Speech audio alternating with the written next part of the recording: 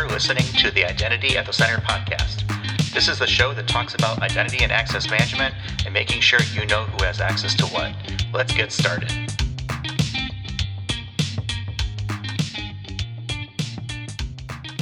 Welcome to the Identity at the Center podcast. I'm Jeff, and that's Jim. Hey, Jim. Hey, Jeff. How's it going? Not so bad. Yourself? Good. You know, I usually start with something about the weather or something trivial, but today I had something lined up to, talk about a Rocky Mountain High, because we got this big Denver triangle going with our podcast today. And then we saw some news drop, and it's kind of mind blowing. So I'm a little all over the place, but we'll get through it. Yeah, there's some news. So we're going to tear down, I think, the fourth wall yet again, as we normally do. We're recording a couple weeks in advance, but today is March 3rd. So we're going to talk about some announcement that literally just broke as we're about to hit the record button here. Before we get to that, let's get through a couple other items that we want to get to. So we've got Identiverse, right? They're coming up, and the registration is open. It's going to be June 21st to the 23rd, at least for the in-person event, which is in Denver. And then they have an extended kind of online event as well that I think kind of goes a week past that. You can go to identiverse.com to check that out. I'm still on the fence about being anywhere in person in June, but with the news that there is, apparently enough vaccine supply by May, who knows, right? Maybe it'll make sense. So I don't know. What are your thoughts on that, Jim? I think I'm hoarding all the vaccines for myself. So you might be true American. True American. Go to Walmart and fill my cart with vaccines. Let's see. And the other thing that we want to talk about is Identity Management Day. It is April 13th. It is the second Tuesday of April, and is a new global galactic holiday that we're going to be helping celebrate and promoting. So we'll talk about a little bit about that more later, but want to make sure that people don't forget that and take part. But other than that, why don't we go ahead and introduce our guest for today. His name is Robb Reck. He's the Chief Information Security Officer at Ping Identity. And he's going to help us through a few different conversations, including our breaking news, as well as things like Solorigate and cloud security and zero trust. I'm sure, other things as they come to the stream of consciousness.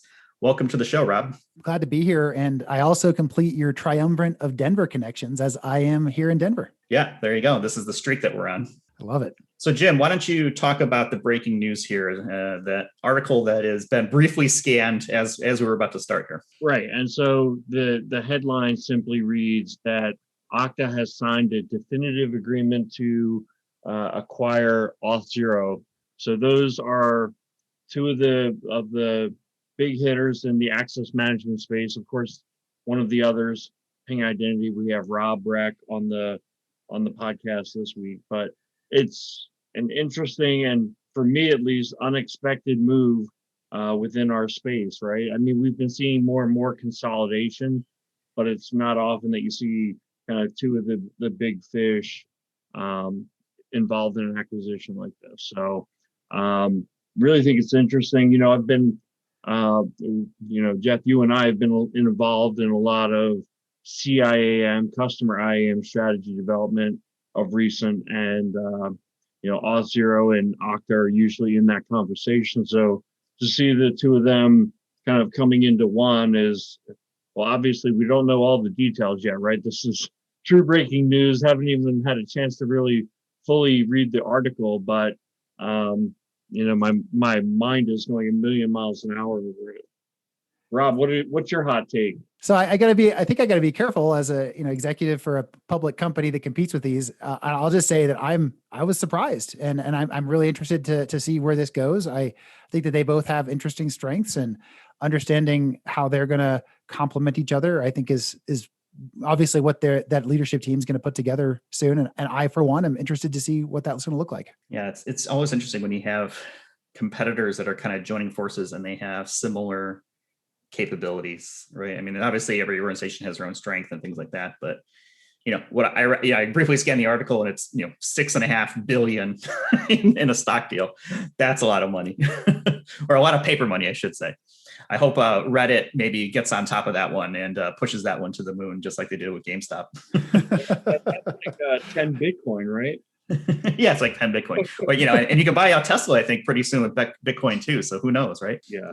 That's pretty cool. Well, Rob, thanks for joining us. Usually we start with, how did you get into InfoSec and, specifically the identity space, but that was kind of breaking news and kind of like, oh, okay, let's talk about that real quick. So let's kind of restart here. So, you're working with Ping right now.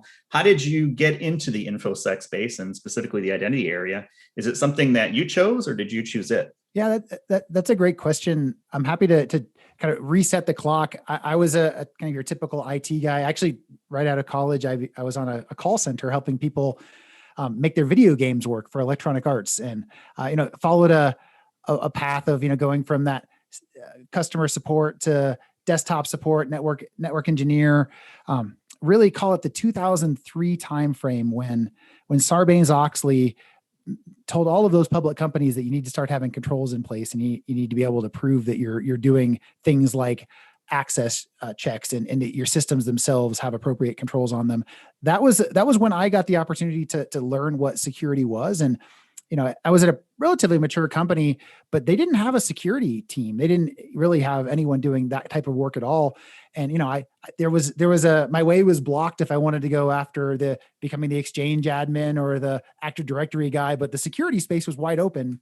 And I went after it as just my area within IT. And man, I really fell in love with it. It was, especially in the early 2000s, very immature, not a lot of well-known standards to follow.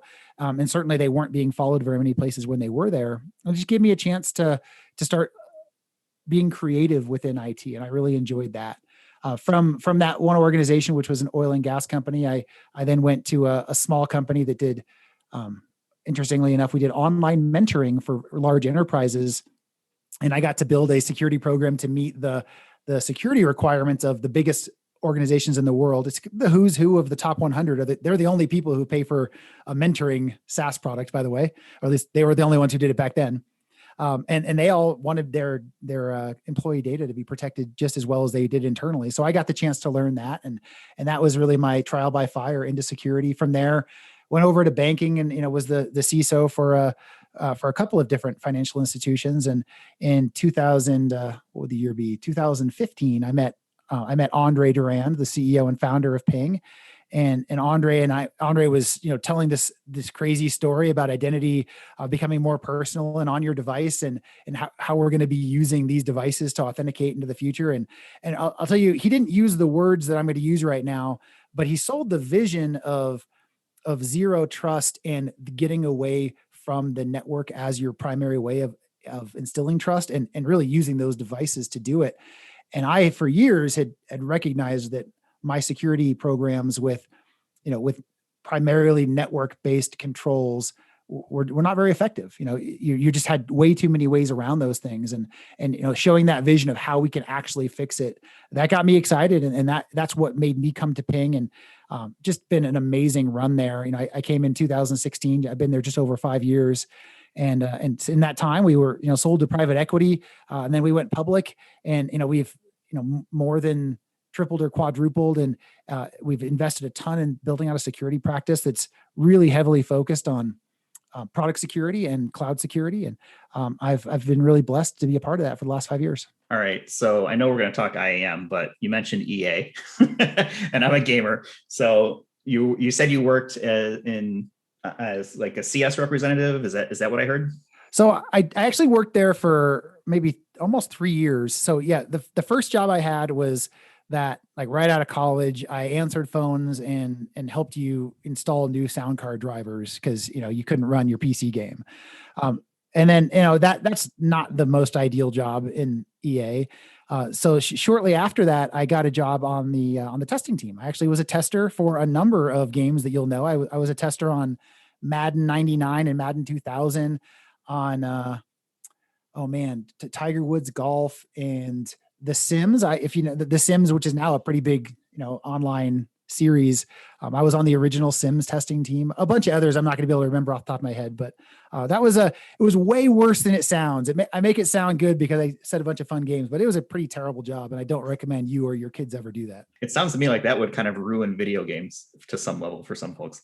I've never really played it like I did before. I used to be a pretty big gamer, and since working there, I hardly play at all, and certainly not hours a day like I did before. I was going to say, Jeff, I think if you had that job, you might never go for a promotion, but it doesn't sound that great after all. Yeah, I don't know. I mean, I certainly like my games, and I've been kind of a lifelong video gamer, and that was certainly the heyday, right? When you're kind of in that mid to late 90s and early 2000s. I don't play as much as I used to, but I can certainly remember many a disagreement, let's say, over Madden games and NHL games, and who was the king of the jungle and things like that when it came to who was best at it. So I don't know. I mean, I think I would like to be part of it at some point, but maybe not on the testing side. That does not sound fun to me. Yeah, I would just say testing a video game is not playing that video game. Like, you got to get those two things separated in your head, because testing is looking for ways to break it, and you don't break it by having a fun time playing it. That those right. Those two things don't go together. So that I'll say that. But I will say the best games, and a lot of gamers at the company, the best games are games like NCAA football, the what's it called? The hockey game. I can't remember the name of the hockey game now, but those games were the ones that the best players really enjoyed. So over time, I've really kind of come around to appreciating the purity of those games. Yeah, it was a fun time. We played a lot of NHL, me and my crew back then, and it was immortalized in the Swingers movie with Vince Vaughn and the whole scene about Roenick and making the guy's head bleed and things like that. Yes. But I digress. Right now we went down a video game hole for a second. There's another thing that probably people should be aware of, and that is that you are a fellow podcaster. You've got your own podcast called Colorado Equals Security. Why don't you tell me about that? Yeah, we do have a podcast. We actually just celebrated our 200th episode. We're weekly, so we just passed 4 years. It's a podcast, but from my perspective, it's really just part of this larger movement that we're trying to amplify the really cool stuff that's happening in Colorado around security.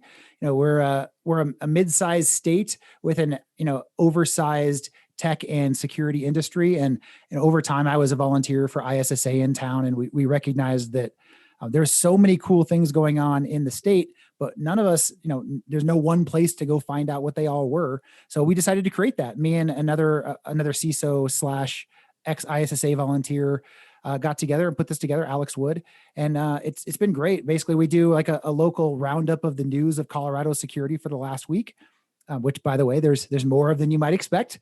And then we also do an interview with a local person. It really is just targeted for those Colorado folks, but anyone who's interested in that, I'm happy to have them come listen. So, Rob, typically when we talk to a CISO, that person is the top IAM person within their company. Now, you're the CISO at Ping Identity, an identity company. So I'm going to venture to guess that you're probably not the top 1 or 2 people in terms of IAM knowledge within the organization. So am I right? And kind of what is that like for you? Yeah, it's definitely was humbling. I'll say, and I've been in security now for almost 20 years and IT for significantly longer. And I've always been, at the top person for who cared about identity and would have good theories for how we should improve the user experience.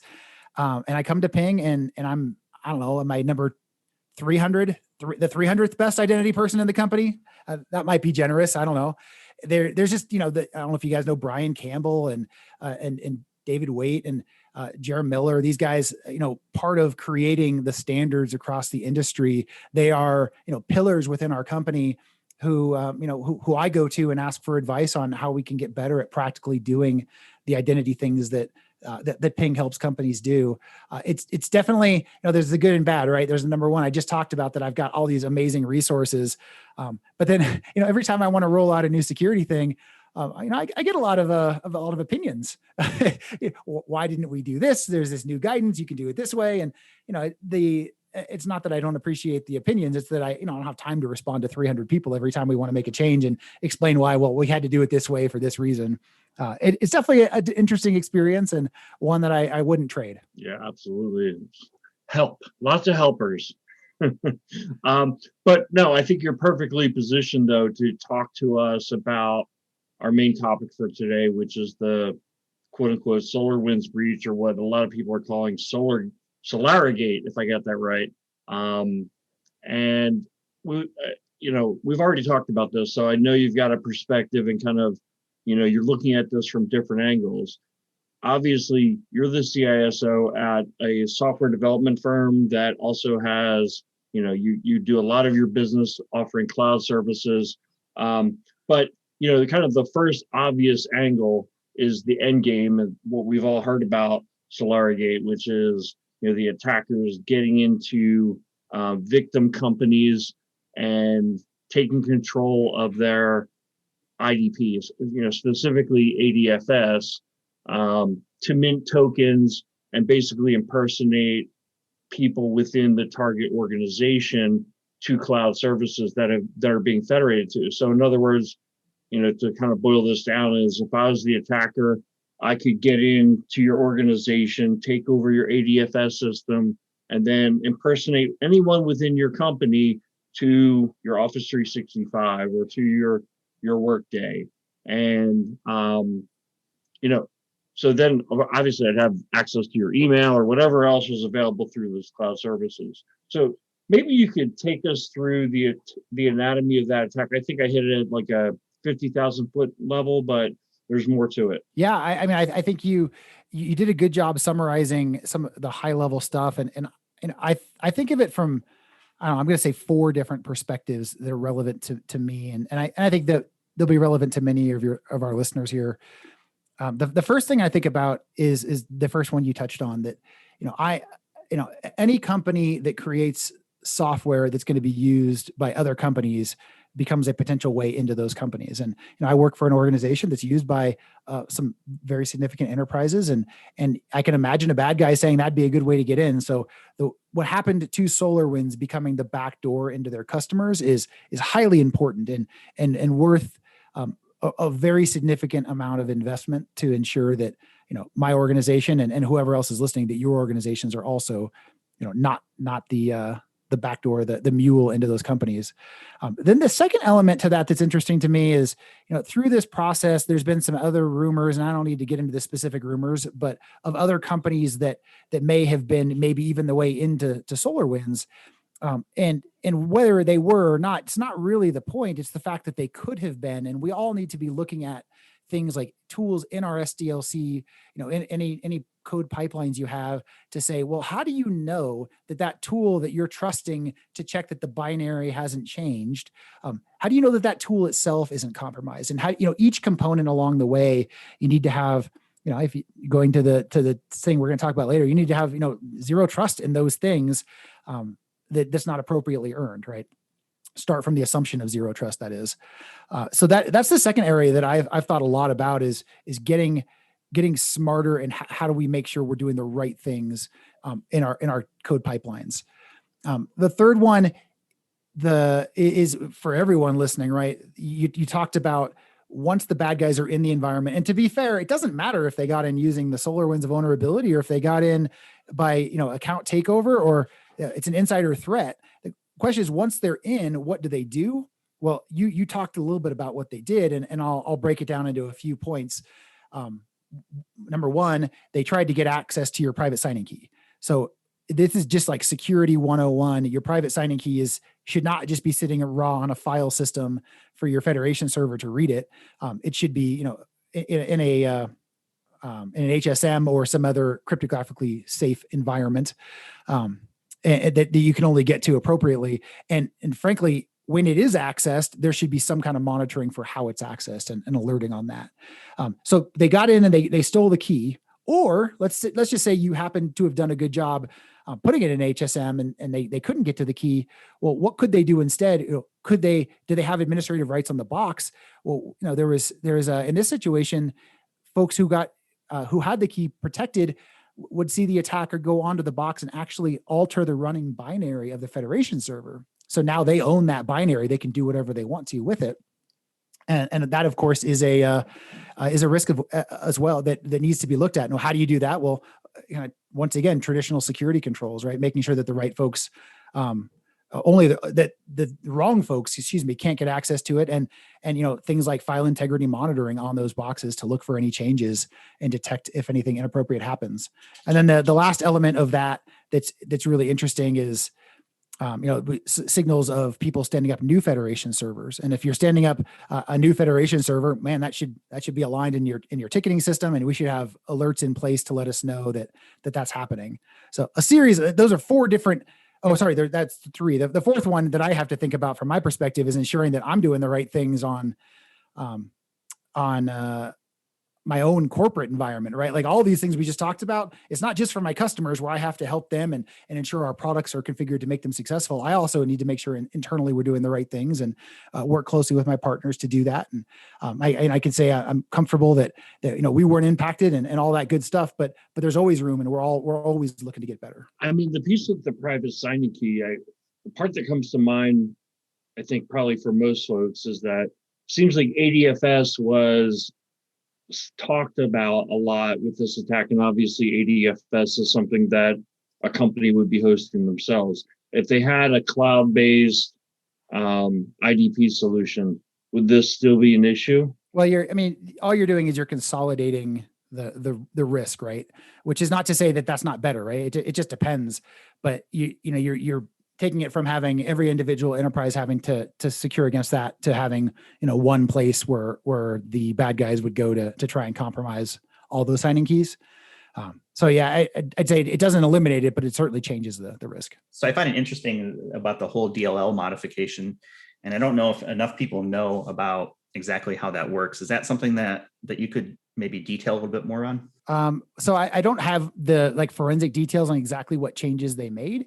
But the intel that was shared on that was that the bad guys are getting in there and changing the running Federation server to one that they had changed some binaries on so that they could make the Federation server issue mint tokens according to their desire versus the traditional path. Rob, was kind of talking about that, the AppSec implications of the development pipeline. What are some of the best practices that maybe, and we won't talk specifically about SolarWinds, but some best practices, some processes that can help prevent something like this? Because I would imagine that if you have the proper checks and balances, you're less likely to fall prey to something like this. Yeah, I think every step of the way, having good, effective security controls would have stopped this. And you starting off with the SolarWinds impact to SolarWinds' organization customers,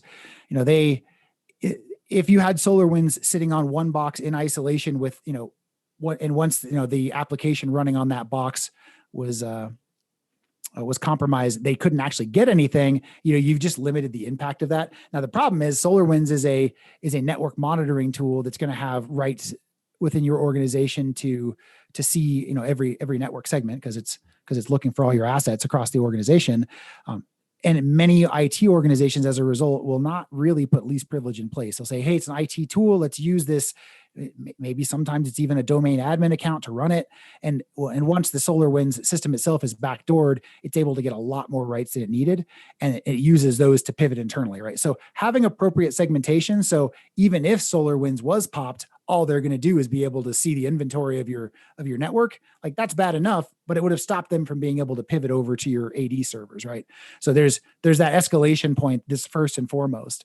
And then you say, okay, well, let's just say that we did have too high too high an account running SolarWinds, so they're now able to impersonate a domain admin and get onto our Federation server with that. Well, there should be some kind of detective controls in place on that Federation server to stop you from, or not to stop you, but to detect when someone's logging in and what they're doing.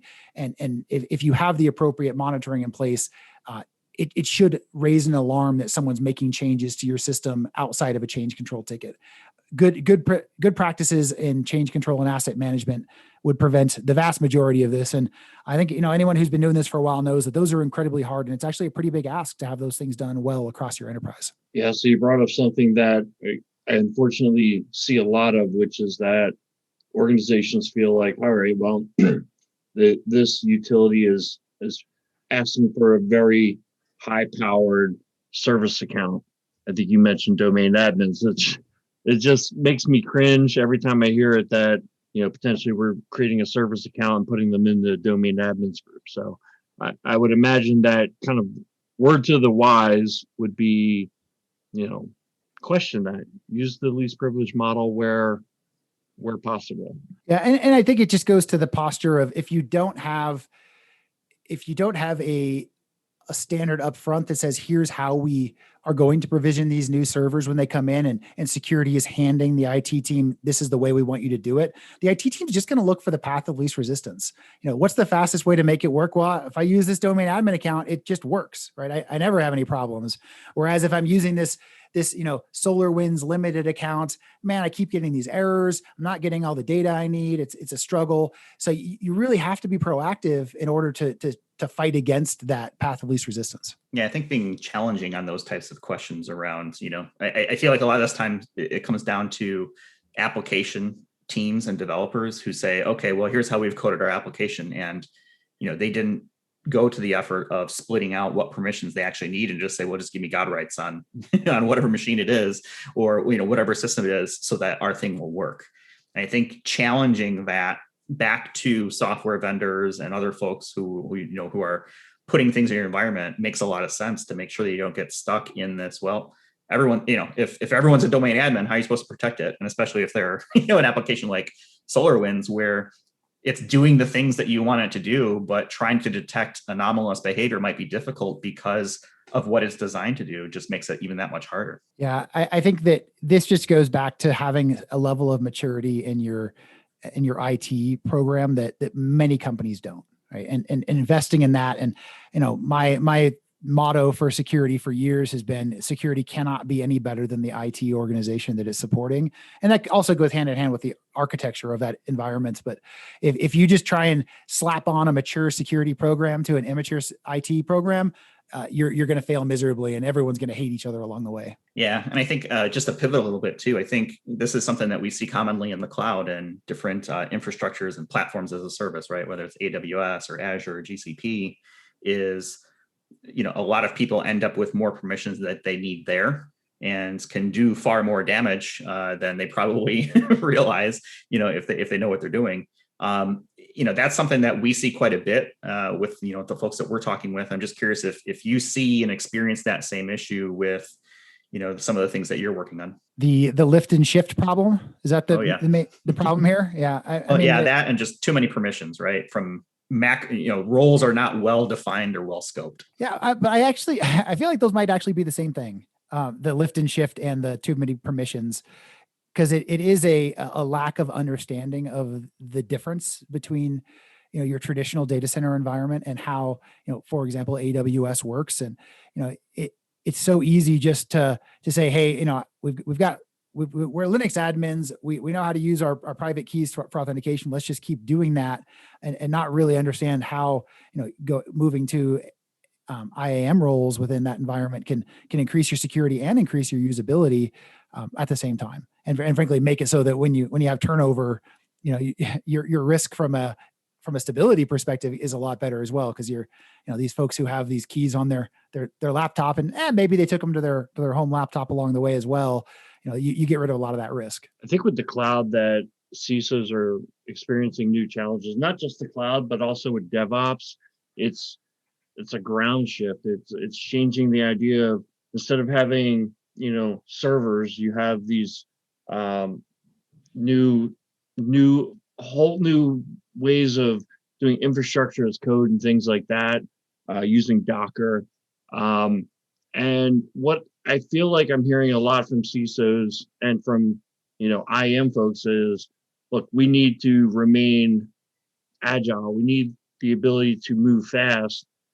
CISOs don't want to be the no department, right? They don't want to be the quote unquote progress prevention department. So I kind of feel like developers need to be empowered to kind of, move at the fast pace that they're being demanded to move by the business. And at the same time, information security has to ensure that proper controls are being put in place. And so I'm assuming you kind of deal with some of that as well, right? Obviously, you have to stay on the cutting edge of this technology. but at the same time, you've got so many pieces to secure. What do you think about empowering developers to kind of move forward and providing them with a framework, but letting them have some control over security, and at the same time layering in that watchdog layer? Yeah, I think it goes back to that earlier comment around architecture. It's making the paved road the secure road, because people want to go down whatever the easiest path is, and they do want it to be secure. Just to be clear, I've never met a developer who wants to release an insecure, low quality product. However, they also need to get out by a certain date. And how do we make sure that we're accomplishing both of those things? Well, it's going to take it's going to take the security team working with whatever architecture team or development teams you've got to ensure that the way that's easiest is also the way that's the most secure. Hey, Rob, since we have a few more minutes, we'd like to talk about zero trust. I love how zero trust has been garnering so much attention. To me, it's about recognizing that breaches can be caused by persons that we typically trust, or people that we think are safe, people who are on the inside of the firewall.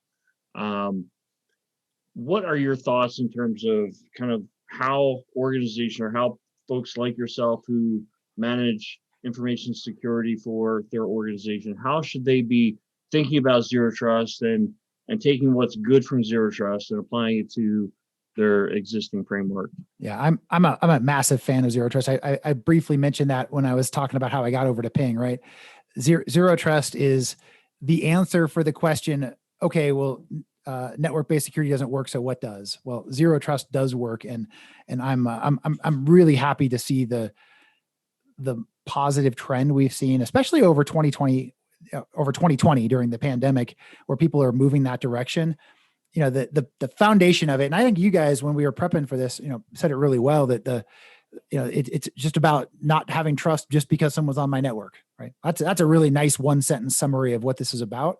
When you get into actually implementing it, you realize that there's a whole bunch of assumptions and challenges built into that simple sentence that mean you have to go a lot deeper. And as within Ping, as I came on board, we created our own reference architecture for what does zero trust mean to us.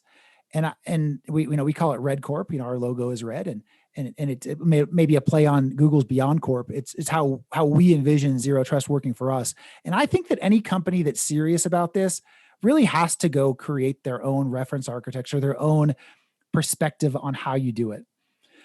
The starting point is, at least the way I look at it, there's three really important keys. Number one, you have to lock down the endpoint you're connecting from. And I get into debates with this internally and externally, but I firmly believe as long as the bad guy owns the endpoint you're connecting from, they can get access. Let me just hypothetically, let's say, hey, I believe we're going to use VDI and they can't get anything. They can't download anything, but I tell you that they're going to be accessing the nuclear launch codes. Well, no, of course that's not okay, right? Because they see the nuclear launch codes or whatever the most secure information in the world is. And all I'm saying is every organization has some data that just seeing is bad enough. So we need to make sure we've locked down the endpoint that we can trust that when it connects, that's not going to cause us too much risk. Second thing is we need to have really robust controls around the resource you're connecting to. And whether you think of that as it's your WAF or it's your application security built into the thing itself, it's your access security, those different elements are a critical point. And then the third point, which is where I play the most, is really this highly robust, intelligent authentication that's, on a risk-based basis says, I have a really high confidence that this is the right person. And this person, based on their role, should have access to this. And because of the activity they've had recently, I'm going to require more or less sign-on. I'm going to require, multiple factors, all these different elements. So those are the three components I think of: endpoint, application security, or resource security, and then the IAM stack. Coming up with your strategy for how do you tier these, for these highest level of sensitivity for my data. Well, you're going to have this much more robust set of controls. We're going to require that it actually be through a VPN because I do want that extra layer, or it's going to be these 4 or 5 other things we can require. And then for maybe the lower level stuff, it could be available with just a username and password. We can choose based on how highly sensitive the information is. Sorry, I talked a little bit there. Let me come back and say one more, just cap it off here with, I think every organization has to go through that exercise themselves to identify what are the most important resources, and then start working on a plan for, how do they roll out zero trust to those most important resources first. Yeah, you touched on the thing that I was thinking here too, is because we get asked a lot about, zero trust, and well, how do we do it? What's the reference architecture look like for zero trust? I don't think there really is, right? It's more the concepts and the ideas that you have to address, because every organization is going to have different resources, different targets, different acceptable levels of risk, right? All that stuff. And sure, you need probably some technologies, right, to be able to accurately identify users and make sure that you're getting the right signals to be able to make, authentication decisions and things like that. But I think that's, I'm glad you brought up that last point, because I feel like there really isn't a one size fits all, right? It's more the concept, and then taking those concepts and applying it to the infrastructure or the organization that you're trying to protect. Yeah, I've now had the opportunity, talking to different customers and different friends in the industry, to see dozens of different companies' architecture for zero trust, and I've seen a lot of good ones. Probably more than half of them have been pretty good, and none of them have been alike. They've all got their different spin, and I think it's right. I think it's how it should be. Because you're, just like if you ask me what's a good security program look like, I'm going to say, well, it depends on the company. What does a good zero trust strategy look like? Well, it depends on the company. And, Google did such a great service to the industry by publishing their Beyond Trust papers, where they showed the way they did it. And I'll just reiterate the really key point to that from me was they started by saying, what's a workload? And a workload is, a user connecting to a resource. What's a workload that's high risk to us as a company that we want to start with? And let's secure one workload at a time. And, over time, we're going to be able to get entire employees off of the VPN. And that strategy really, really worked well for them. And I think it would work really well for just about any other company that's thinking about doing this as well. Yeah, Beyond Corporate is a really great concept. And I remember seeing that at Identiverse a few years back, where they were presenting it, and I want to say it was like 2016 or maybe even 2017 or whatever. Yeah, we had Blaine Zajac came and presented that year. Yep, absolutely. Yep. All right. Well, I know we're coming towards the end of the time, but I wanted to do a little bit of a lightning round and get your kind of gut feeling. No holds barred responses to a couple things that I hear a lot. Super brief, but user behavior analytics and access management. How do you see those playing out in the IAM space? So I think it's absolutely the key to success here is knowing what normal looks like and being able to identify bad based on that.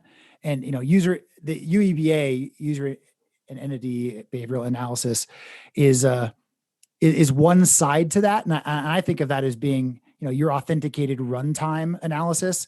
And the other side to that is the pre-authentication analysis, where we're looking to see, okay, is this coming from a bad IP address? Do we have a pattern of sign-ins from this person that looks malicious? And I think being able to match those two things together, so we go from pre-authentication all the way through your session, is super powerful. But there are things that are thrown in that makes this more difficult. We talked about the trends going to the cloud, and not having things in your data center. It really does slow. It makes this more difficult. You have to, do you want to make people hairpin back through some kind of system to see it? Anyway, I know you said lightning round, so I'll stop talking. All right. How about blockchain identity? Where do you see that at the end of this year? Can I pass? Sure. I'm still looking for a use case, at least in the enterprise side. I haven't seen a good one yet, but yeah, feel free to. Yeah, I'll say I think blockchain is a really neat set of technologies that we haven't yet. I haven't seen a lot of things that couldn't have been done just as well in a database. All right, my last one here is finish this sentence. If I log in and I'm not using MFA, I am what? You're probably not you. You're probably from a different country. Man, if you're not using MFA to log in, yeah, you're lucky that you're still able to log in. How about that? I would go with screwed, but that's just me. All right. So, you've been super generous with your time. I do want to talk a little bit about this identity management day that we kind of teased at the top of the show. I mentioned that it's April 13th, the second Tuesday of April. It is a brand new thing. So if you don't feel like you missed out last year, it is something that has been started by the Identity Defined Security Alliance, along with some help from the National Cybersecurity Alliance as well. I think this is probably breaking news. I wasn't sure if, you were aware of it, Rob, but there's Identity Management Day, April 13th. Thoughts? Does that mean we have to sign in more times that day? What do we do to celebrate that day? We talked about maybe doing a cake on our last episode. I think there's a lot of different ways people can get involved. There are a few different things that you can do. You can go to identitymanagementday.org. They have a brand spanking new website where you can do things like nominate an evangelist of the year, or maybe Rob, right, a podcaster of the year in the IAM space. I mean, I think that would be, something that people might be interested in. You could do, nominate like an org of the year. I know they're looking for content as well for blogging around identity management and, maybe doing a blog or some sort of, video or audio type thing that, they're looking to kind of help publish and highlight the need for IAM. Maybe that's something that, people might be interested in. They can go check that out. Any thoughts on being an evangelist of the year from an IAM perspective? That's fantastic. I don't think I get to win that. I don't think I've been a good enough evangelist, but I do think that, we do need these kind of days to get people to think about this kind of behind the scenes, pipes in the walls authentication is critical for our success. And we want to make sure that we're getting better. So I appreciate them putting this day together. Hey, Jeff, last week we celebrated National Pancake Day. I think it begs the question, why isn't there an Identity Management Day, right? Yeah, and now there is, right? So April 13th. I think we're trying to figure out, what does that look like for us from like a show perspective, and how can we help kind of celebrate that? Because it's always great to get recognition, and I think the more people that are aware of identity and how important it places security, I would argue that identity is at the center, hint, when it comes to security and being able to know what you're trying to protect. So I fully support it, and Jim, I think you do too. Absolutely. And I think what you're saying is right. It's about raising awareness. We're trying to pull more people into this career field. Like all of information security, there's more demand than there is talent. And identity management is absolutely no exception to that. It's a great place to build a career. And I'm hoping that there's some emphasis on that as like, how do we bring more people into this field and get them excited about it and look at it as a great way to build a career? Because there's a not a lack of talent per se, or that's not really, you need experience in this field, right? You build experience by spending many years in the field. And so we have to start bringing new people into the field so that we start building that talent pipeline for the next decade and beyond. Awesome. Well, thank you guys so much for having me on your show. It's been a real treat to get to know you both. Yeah. Thanks so much for joining us, Rob. And, I think with that, this is probably a good spot. We'll go ahead and leave it for this week. As a reminder, don't forget Identity Management Day. We'll have links to a whole bunch of stuff in our show notes. And we'll have links to Rob's podcast, Colorado Equal Security. Rob, if you're cool with it, we'll put a LinkedIn connection there for you as well. If people want to reach out, are you okay with that? Absolutely. Always happy to connect with folks. Make sure you put a note in there so I know you're a podcaster, not a salesperson. not a bot, not someone trying to sell leads or anything like that. Get plenty of those.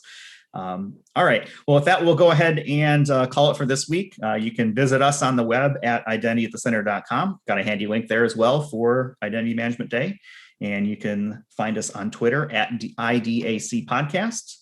And with that, thanks, Rob, for joining us. Jim, thanks for your time as well. And we'll talk with you all in the next one. Thanks, guys. Thanks for listening to the Identity at the Center podcast. If you like what you heard, don't forget to subscribe and visit us on the web at identityatthecenter.com.